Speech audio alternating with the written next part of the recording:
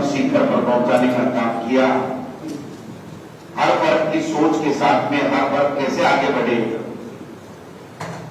इस बात को हमेशा उन्होंने ध्यान में रखा। और मैं कुछ बातें इस मौके के ऊपर बताना चाहूंगा कि इस लोकतंत्र को कैसे मजबूत किया जाए। इस लोकतंत्र में हमारा युवा जो 60% पर 65% इस देश में युवा है, उनको कैसे लोकतंत्र में भागीदारी दी जाए।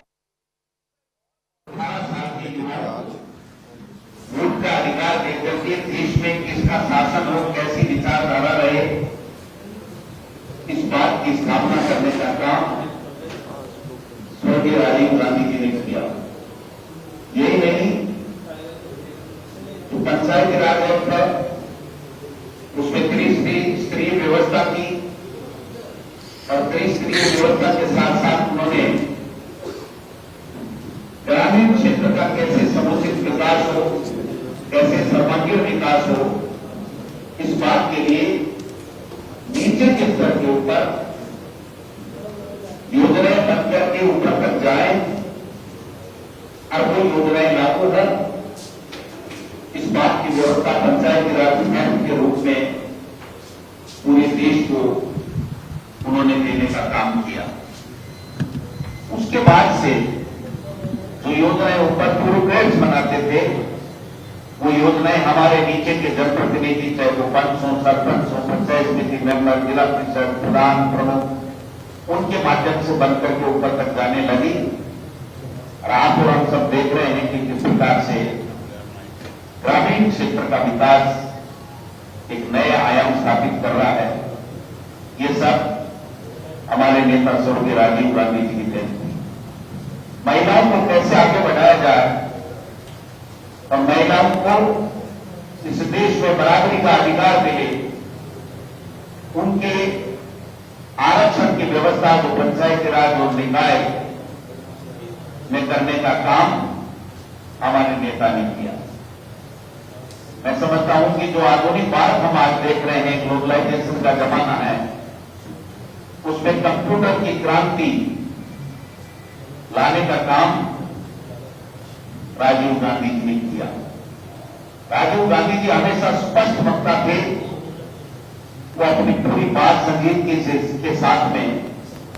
पूरे देश और दुनिया के सामने रखते थे। जब भी वो विदेशों में जाते थे तो उनका मान और सम्मान, मैं समझता हूं कि आज जो मान और सम्मान मिलता है उससे भी उस समय में कहीं बहुत ज्यादा मिलता था, ऊंचा होता था।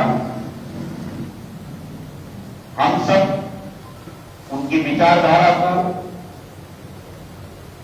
उनके किए हुए कामों को, उन्होंने जो प्रेरणा हम सबको दी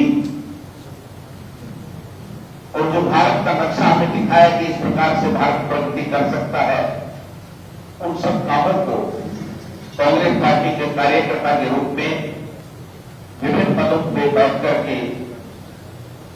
उनके अधूरे सपनों को पूरा करते हैं और उनके दिखाए हुए मार्ग पर चलते हैं। जो एजुकेशन पॉलिसी राजीव गांधी जी ने दी, उससे हमारे देश में युवाओं को शिक्षित होना और शिक्षा के आधार पर वो ऊंचाइयां उन्होंने प्राप्त की कि विदेशों में अमेरिका जैसे देश में भी हुआ कि भारत के युवा अगर आगे तो उनके युवा पिछड़ जाएंगे, इस प्रकार की टिप्पणियां होने लग गई। मैं समझता हूं हम सबका कर्तव्य है कि हमारे नेता ने जो मार्ग हमको दिखाया, जो उनके जीवन से हमने प्रेरणा ली है,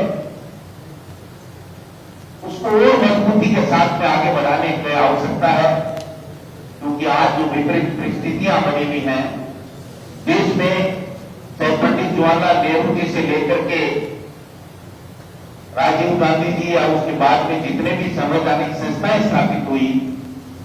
उन संवैधानिक संस्थाओं के ऊपर खतरा मंडराने लगा है, उनका दुरुपयोग हो रहा है। और जो लोकतंत्र मजबूत करने के लिए उन्होंने बहुत प्रयास किए और कदम उठाए थे, चाहे वो आरक्षण की बात हो, महिलाओं की मजबूती की बात हो, गरीब को ऊपर उठाने की बात हो, ग्रामीण परिवेश को और ज्यादा विकसित करने की बात हो, गांव के युवाओं को अच्छी शिक्षा देने की बात हो, वो सब बातें सब पीछे जाने लग गई है। इसलिए इस मौके के ऊपर मैं ज्यादा नहीं बोल करके इतना कहना चाहूंगा कि हमारे पास में उनकी शहादत,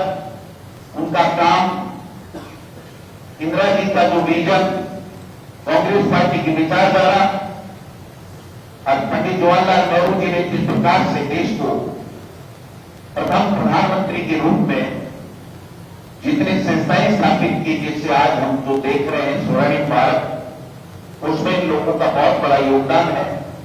इसलिए हमारा प्रत्येक नागरिक का यह कर्तव्य है,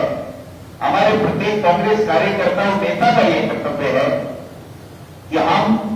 उन्होंने जो सपने सजोए थे और उन्होंने जो मेहनत करके इस देश को जिस आयाम तक पहुंचाया था, जिन संवैधानिक संस्थाओं को उन्होंने निर्माण किया था देश के नागरिकों के लिए, बाबा साहब ने जो संविधान दिया था उसको उन्होंने पूरी तरीके से पालना की थी, उसके ऊपर आज जो खतरे मंडरा रहे हैं। इसलिए हम सबको चाहिए कि हम सब एक ऐसे अवसर के ऊपर संकल्प लेकर के चलें कि हम सब हमारी कांग्रेस पार्टी की आइडियोलॉजी, हमारे नेताओं का जो योगदान इस देश के निर्माण में, देश की एकता और अखंडता में, और सबको सुरक्षित रखने के लिए